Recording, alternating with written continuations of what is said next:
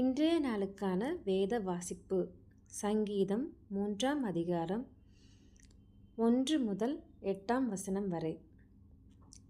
கர்த்தாவே, என் சத்துருக்கள் எவ்வளவாய் பெருகி இருக்கிறார்கள்! எனக்கு விரோதமாய் எழும்புகிறவர்கள் அநேகர்.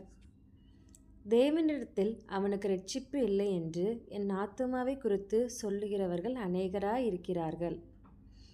ஆனாலும் கர்த்தாவே, நீர் என் கேடகமும் என் மகிமையும் என் தலையை உயர்த்துகிறவருமாயிருக்கிறீர். நான் கர்த்தரை நோக்கி சத்தமிட்டு கூப்பிட்டேன். அவர் தமது பரிசுத்த பர்வதத்திலிருந்து எனக்கு செவி கொடுத்தார். நான் படுத்து நித்திரை செய்தேன், விழித்து கொண்டேன். கர்த்தர் என்னை தாங்குகிறார். எனக்கு விரோதமாக சுற்றிலும் படையெடுத்து வருகிற 10,000 பேருக்கும் நான் பயப்படேன். கர்த்தாவே, எழுந்தருளும். என் தேவனே, என்னை இரட்சியும். நீர் என் பகைஞரை எல்லாரையும் தாடையிலே அடித்து துன்மார்க்கருடைய பற்களை தகர்த்து போட்டீர். இரட்சிப்பு கர்த்தருடையது. தேவரீருடைய ஆசீர்வாதம் உம்முடைய ஜனத்தின் மேல் இருப்பதாக. இந்த அதிகாரத்தில் 4ஆம் வசனத்தை பாருங்கள்.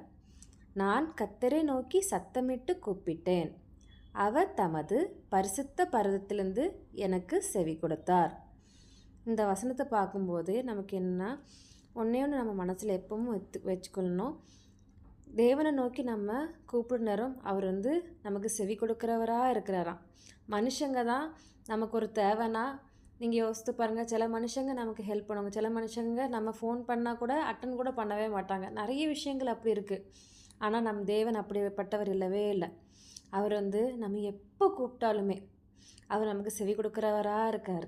அதை நீங்கள் எப்பவும் மறக்கவே வேண்டாம். உங்களை சுற்றி எவ்வளோ பேர் எதிர்த்து நின்னாலும் நீங்கள் யோசிச்சுக்கோங்க, நீங்கள் எப்போ கூப்பிட்டாலும் உங்கள் சத்தத்துக்கு செவி கொடுக்குற தேவன் உங்கள் கூடவே இருக்கிறார்.